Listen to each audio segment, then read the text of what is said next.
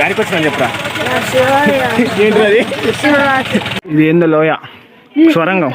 ఇది వెంకటేశ్వర పాదాలు ఆయన కింద నడుచుకుంటూ వచ్చారు కదా, ఫస్ట్ ఇక్కడ నిలబడి చూసుకొని అక్కడ పుష్ప తిరిగిన అడవిలో మొత్తం మేము తిరుగుతున్నాం.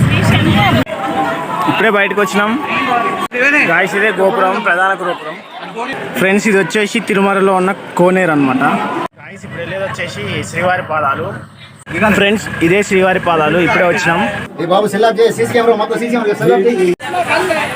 ఫ్రెండ్స్. శ్రీవారి పాదాల దర్శనం అయితే అయిపోయింది. నెక్స్ట్ ఇంకో ప్లేస్కి వెళ్తున్నాం.